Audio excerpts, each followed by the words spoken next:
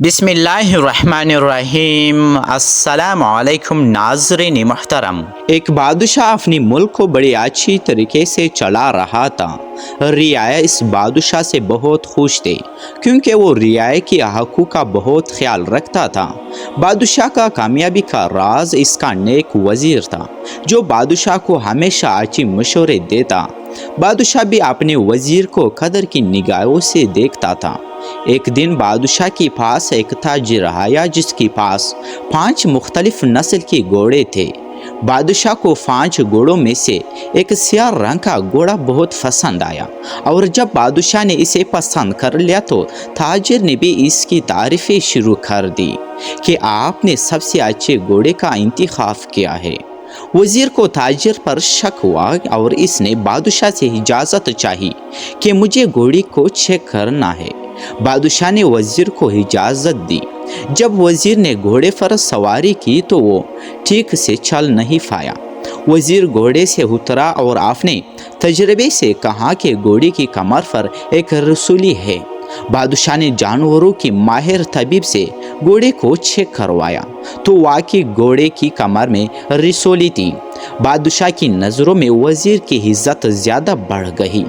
कुछ दिनों बाद अपने इलाके के लोग बादशाह की खिदमत में हाजिर हुए और कहने लगे कि हमारी एक ख्वाहिश है कि हम चाहते हैं कि 7 वाले मैदान में एक मुकाबला का इनेकाद करा जाए जिसमें मुल्क भर से लोग हिस्सा लें।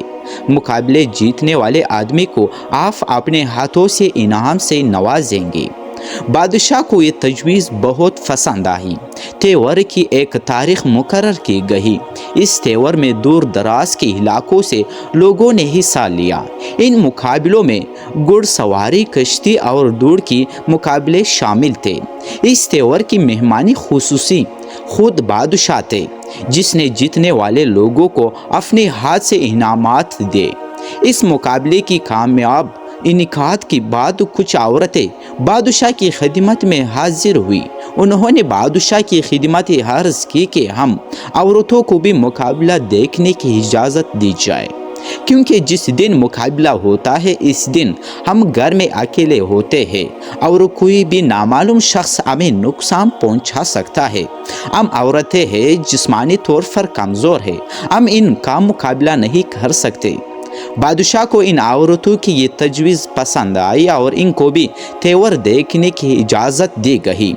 वज़ीर ने बादशाह की इस फैसले की मुखालिफत की। वज़ीर ने कहा कि अगर अजनबी औरत और मर्द एक ही जगह जमा होंगे तो शर फैलेगा, ताक जांग का सिलसिला जारी हो जाएगा और ऐसी फसादात का आगाज़ होगा जो कभी ख़त्म ना हो पाएगा। त्योहार के दिन घर का एक फ़र्द घर में ही ठहर जाए तो ये मसला हल हो जाएगा। दोस्तों, बादशाह ने वज़ीर की बात को रद्द करते हुए औरतों की हिमायत जारी रखी। अगले साल मर्द और औरतें दोनों ने त्योहार में हिस्सा लिया। इसी से जिना का आगाज हो चुका था। तांग चांग का सिलसिला भी जारी हुआ। बादशाह ने ऐसी चीज़ की बुनियाद रखी थी जिसकी नतीजे से वो नावाकिफ था।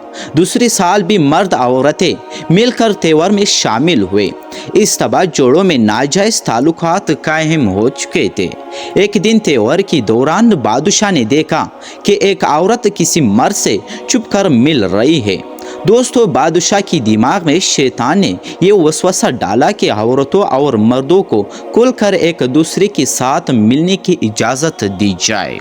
बादशाह ने एक नया ऐलान किया कि एक दिन त्योहार के बाद सब मर्द औरतें एक रात दरबार में ही गुजारेंगे और रात को एक महल होगी जिसमें औरतें रक्स करेंगे। वज़ीर ने ये ऐलान सुनकर बादशाह को ऐसा करने से रोका और कहा कि इस तरह तो ये सुल्तानत तबाही की तरफ जाएगा। मगर बादशाह ने वज़ीर की एक बात भी ना सुनी और धमकी दी कि आइंदा अपने काम से काम रखना वरना तुझे वजारत से ही खारिज कर दूंगा। वज़ीर दिल में सोचने लगा कि बादशाह को इस हराम से कैसे रोका जाए, मगर कुछ समझ नहीं आ रही थी। अब तो ख्वाहिश अपनी उरूज पर थी। शाम के वक्त लड़कियों का रक्स होता था और बादशाह समेत सब मर्द शराब नोशी करते। फिर आधी रात को दरबार के अंदरूनी दरवाजे बंद करके चिराग बुझा देते थे। सब मर्द औरतें जिना में मशगूल हो जाते थे तो अंधेरे में पता नहीं चलता कि कौन सा मर्द किस औरत की इज्जत को बेआबरू कर रहा है। बादशाह खुद भी जिना में शामिल हो जाता था। वजीर इस सोच में पड़ गया कि किस तरह इस तेवर का खात्मा किया जाए और इस हराम से सबको कैसे रोका जाए। एक दिन वजीर ने एक अजीब चाल चली। इसने बादशाह सलामत से कहा कि आप हर रात नहीं लड़की से हम बिस्तरी करते हैं, मगर आपको अंधेरे में पता नहीं चलता कि आखिर वो लड़की कौन सी है। मेरे पास एक ऐसा तरीका है जिससे आपको अगली सुबह मालूम हो जाएगा कि रात को कौन सी लड़की आपके साथ थी। दोस्तों, बादशाह ने बेताबी से कहा कि ऐसा कौन सा तरीका है जिससे मुझे पता चल जाएगी कि रात किसके साथ गुजारी। वजीर ने बादशाह को एक गुलाबी रंग देते हुए कहा कि आप बिस्तरी करते वक्त अपनी अंगूठी से ये रंग लड़की की माथे पर लगा देना और साथ ही कैंची से लड़की की चुटिया भी काट लेना। सुबह आपको मालूम हो जाएगा कि रात किस लड़की के साथ गुजारी। नाज़रीन, वजीर ने बादशाह को ऐसा रंग दिया जो चेहरा धोने से चला जाता था और एक रंग आलूदा कैंची दी जो बिल्कुल नाकारा था और बाल काट नहीं सकती थी। जबकि वजीर ने चालाकी करते हुए कनीज को एक नई कैंची दी और मुस्तकिल गुलाबी रंग की डबिया भी दी। वजीर ने कनीज को तलकीन की कि बादशाह की बेटी जब नींद के हालत में हो तो तब होशियारी से इसकी चुटिया काट लेना और माथे पर गुलाबी रंग लगा देना। वजीर की चाल कामयाब रही। सुबह इस लड़की ने मुंह धो लिया जिसने बादशाह के साथ रात गुजारी थी। इसकी माथे का निशान गायब हो गया था और कैंची खराब होने की वजह से इसकी चुटियां ना कटी। जब बादशाह ने देखा कि शहजादी के माथे पर गुलाबी निशान था, रंग मुस्तकिल होने की वजह से धोने से भी दूर ना हो सका और इस शहजादी की चुटिया भी कटी हुई थी। बादशाह मलामत गमज़दा होकर रह गया क्योंकि इसे यकीन हो गया था कि वो अपनी बेटी से जिना कर बैठा है। नाज़रीन, बादशाह इस सदमे को बर्दाश्त ना कर सका। इसे इसी वक्त दिल का दौरा पड़ा और वो मर गया।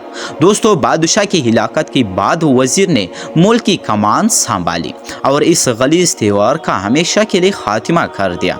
नाज़रीन, हमें इस कहानी से इखलाकी सबक मिलता है कि यार छोटी बुराई बड़ी बुराई को जन्म देती है।